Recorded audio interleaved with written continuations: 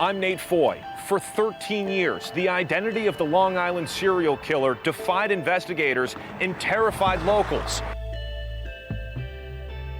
In 2010 and 2011, investigators found 11 bodies on or near Gilgo Beach, where we are today. 9 women, many of them sex workers, an unidentified Asian man, and a toddler. But on July 14th, 2023, came a stunning development in the cold case.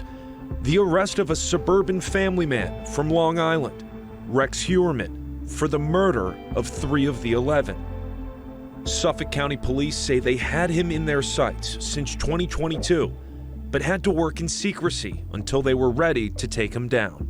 His sudden arrest has led to shocking revelations about the evidence against him. He faces 3 counts of first-degree murder and 3 for second-degree murder. He's pleaded not guilty. While Heuermann is in custody at a Suffolk County jail, the investigation, authorities say, is continuing. I'm standing here with my law enforcement partners in the Gilgo Task Force to announce the indictment of defendant Rex Andrew Heuermann, 59 years of age. He's been arrested by the Suffolk County Police Department's homicide detectives for the murders of Melissa Bartholomew, Megan Waterman, and Amber Costello. The investigation of Maureen Brainerd Barnes is ongoing. Rex Heuermann is a demon that walks among us, a predator that ruined families. If not for the members of this task force, he would still be on the streets today. Heuermann's arrest comes after Suffolk County's new police commissioner, former NYPD Chief Rodney Harrison, formed a special Gilgo Beach task force in January 2022 with new District Attorney Ray Tierney. The task force includes the FBI, New York State Police, Suffolk County Homicide, and the Suffolk County Sheriff's Office. All of them committed to breaking cold cases, no matter what it takes. We made the commitment. We were going to take our most talented investigators. We took analysts, we took detective investigators, and they worked on a daily basis with other talented investigators from all of the agencies here. And we started that in February 1st, 2022. 6 weeks later, on March 14th, 2022, the name Rex Heuermann was first mentioned as a suspect.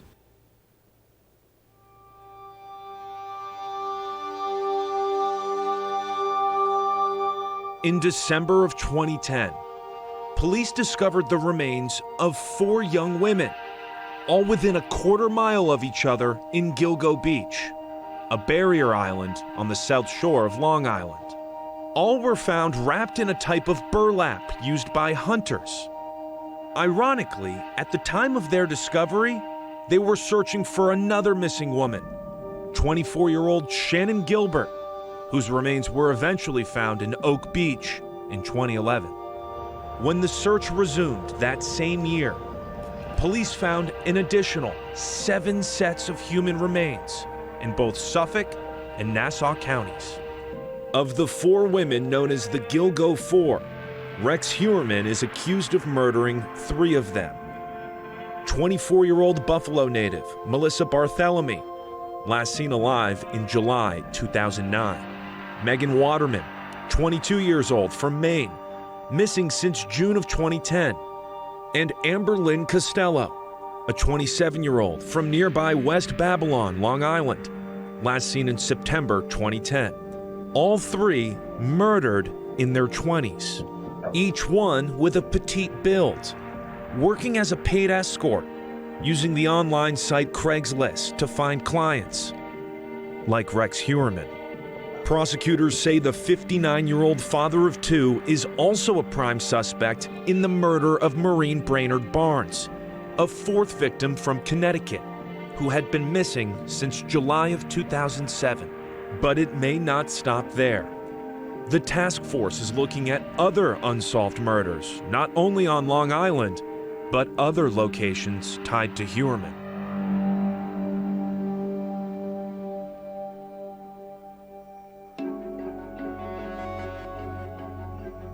Just as surprising as the sudden arrest was the quiet businessman at the center of it.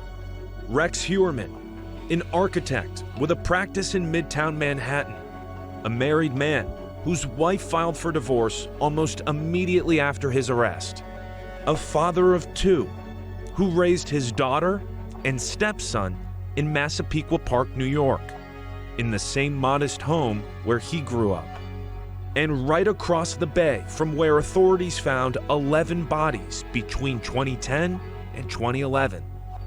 I spoke with criminologist Dr. Scott Bond, who in 2011 profiled the Long Island serial killer for the New York Times. So based upon my training and my experience, I put together a rather detailed profile. 12 years went by, and of course I've been following the case, and then lo and behold, this guy, Rex Heuermann, is arrested, and he matches my profile almost to a T. I figured, first of all, this was a white male, and I suspected, because of where the bodies had been disposed of, that he was very intimately familiar with that area. I suspected that he would be very educated, a professional, very articulate, and patient. And he is all of those things. He's trained as an architect, which by design, you have to be a very organized, articulate person, both to design and then sell your work. And people around him have described him that way.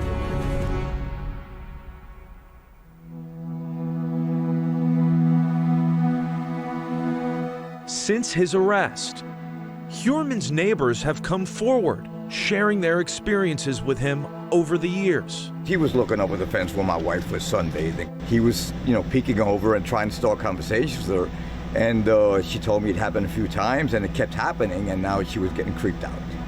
So I had to talk with the guy. Very decrepit, very hoarder-like, and disgusting, smelly, not somewhere you want to live nicely. But he acted very intelligent, like he knew the words to say. The house just always looked like a little odd, just like sticking out like a Massapequa. So I'm shocked, but I'm also not too surprised that somebody like that was in there.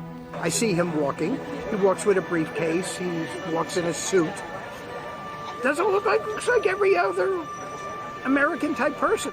Even strangers have told reporters they too remember odd run-ins with the 59-year-old Heuermann. He could be so meticulous and organized in his killings, and yet his home is disheveled, and it sticks out like an eyesore in the neighborhood, and his wife is driving around in a beat-up old car. That's atypical, but I think the way that we can understand it is in the two areas of his life that mattered most to him, his career as an architect and his avocation, if you will, as a serial killer. Those are the two areas where he was extremely organized and meticulous. Other things, his home, his family, just didn't matter that much to him. What exactly put Heuermann in the sights of detectives? A key piece of evidence discovered by the new task force had been ignored for over a decade. An old interview investigators found with victim Amber Lynn Costello's roommate. He told homicide detectives over a decade ago that the man Amber was last seen with, someone he described as a hulking ogre, drove a very distinctive car, a Chevrolet Avalanche. When he was re-interviewed in 2022, he repeated the tip about the suspect's vehicle. A review of that information led to the discovery of a Chevrolet Avalanche, registered to Rex A. Heuermann at the time of the murders.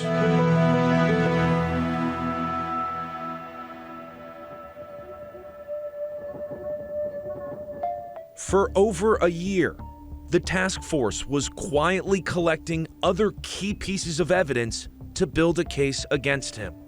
Heuermann used burner phones to meet with escorts, which helped him stay anonymous. For each of the murders, he got an individual burner phone, and he used that to communicate with the victims. Then shortly after the death of the victims, he then would get rid of the burner phone. On June 5th, 2010, the day before Megan Waterman was last seen alive, her cell phone was contacted by a burner cell phone, which had been activated that day. Records show Megan's phone communicated with the burner phone on June 6th at 1:31 a.m., which was around the time Megan was captured on video surveillance, exiting a Holiday Inn in Hauppauge for the last time. Following that communication, the burner phone showed no further activity. However, cell site records show that Megan's phone traveled to Massapequa Park, with the last location logged at approximately 3:11 a.m. in the vicinity of Heuermann's home. Prosecutors say not only did Heuermann use burner phones to arrange meetings with escorts, in 2009, he's accused of using a victim's phone to traumatize her family. Melissa Barthelemy's sister, Amanda, was terrorized by a series of sadistic calls from someone using Melissa's cell phone after her disappearance. Like a scene out of a horror movie, he described what he had done to her. Based on cell site information, these calls were made from Midtown Manhattan. Whoever did this was a very sick, evil person. Sick. To say the things he said to Amanda on the phone, I mean, it's a 16-year-old shouldn't even have to hear these things he said to her. She was just hysterical every time a call would come in. They traced the calls, but they said that they only traced them to a tower. Once the FBI joined the new task force, analysts took a closer look at that cell site data, comparing the victims' phones with the burner phones. This led them to narrow in on a specific area of Massapequa Park.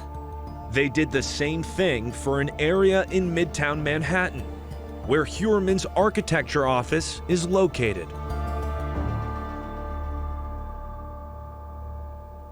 In addition to cell phone data, detectives found genetic evidence directly linking Heuermann to 3 of the Gilgo 4. Since 2011, Suffolk County Police kept 5 hairs found with the victims. But back in 2011, in very inhospitable circumstances, in these pine barrens out in Gilgo Beach, a windy, windswept area, they managed to isolate 5 human hairs, 5 thin strands that they preserved and that they kept the chain of custody on. Analyzing those hairs for DNA wasn't easy due to their degraded condition. But forensic technology advanced to the point where scientists were able to use mitochondrial DNA to link them to Heuermann. Those are going to be the linchpin. These days, with the CSI effect, juries want DNA. While investigating Heuermann, authorities collected so-called abandonment samples. One was on a pizza crust left in a takeout box he threw away outside his Manhattan office. A male hair found on the remains of Megan Waterman and a swab from that same pizza crust showed the mitochondrial DNA profiles were the same. Another sample came from Heuermann's wife, whose hairs were found on cans and bottles in a garbage bin outside their home. DNA testing matched with the victims. Heuermann's wife is not implicated in the crimes. Investigators say that she was out of town at the time of the murders. We looked at the Heuermann family travel records, and we learned that during the murders of the last 3 women, Barthelemy, Waterman, and Costello, that the defendant's wife and children were out of New York State, and he was alone in the tri-state area. The Heuermann family was forced to vacate their Massapequa Park home as investigators from various agencies collected evidence. It's a methodical process. We're going to make sure if there is anything that we need to retrieve that's going to help us with the prosecution, we'll take it with us and add it to the package. Among the stranger things recovered include a painting with a woman's bruised face and a glass case containing a life-size doll.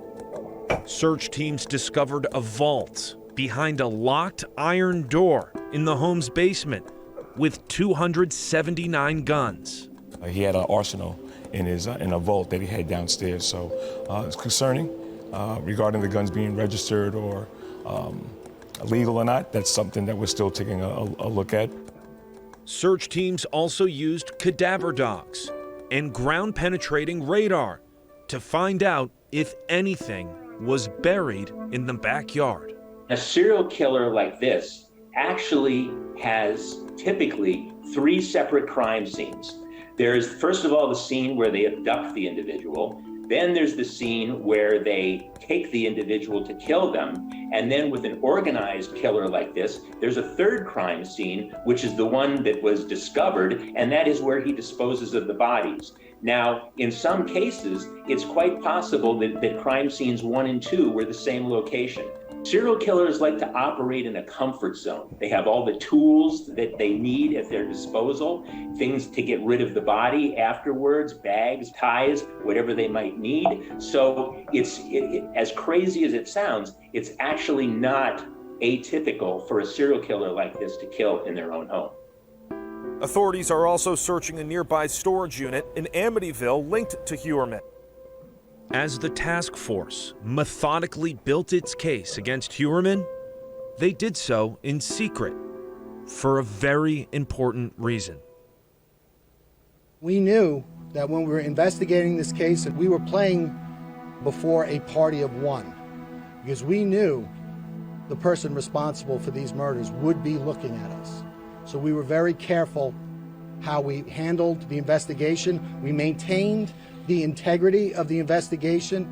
Most importantly of all, we maintained the secrecy of that investigation. Using Google warrants, detectives found in a 14-month period, Heuermann searched about the Gilgo investigation over 200 times.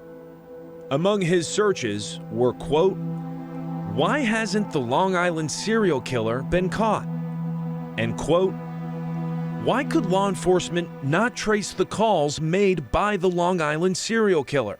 Documents also reveal he had been compulsively searching for pictures of the victims and of their relatives, including their locations. In addition to that, there was a lot of torture, porn, and what you would consider depictions of women being abused, being raped, and being killed.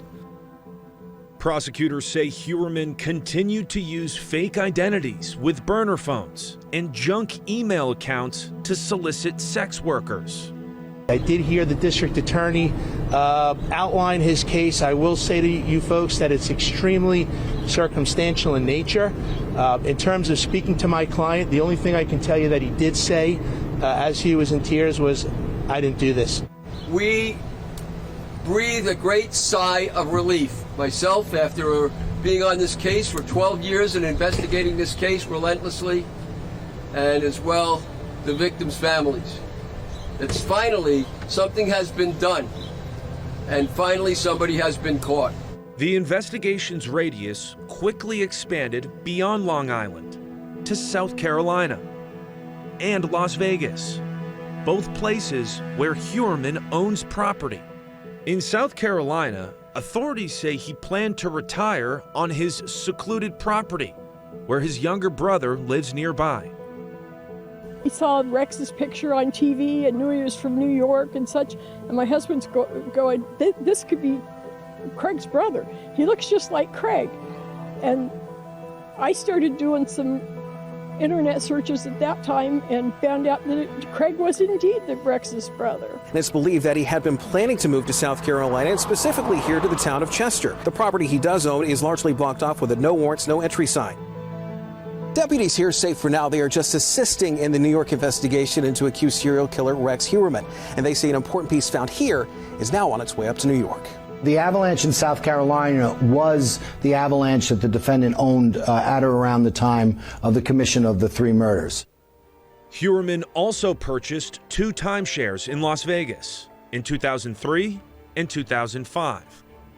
Because of his link to the Gilgo Beach murders, authorities in Vegas are now investigating any possible links between Heuermann and other cold cases.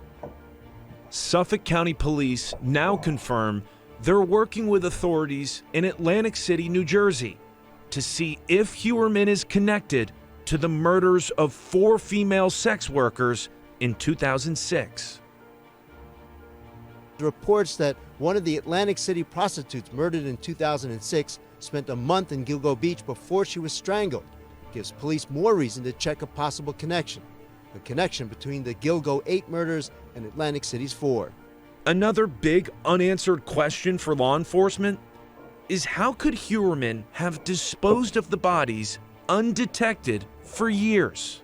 As a duck hunter, Heuermann was intimately familiar with the marshy side of Gilgo Beach, part of a barrier island.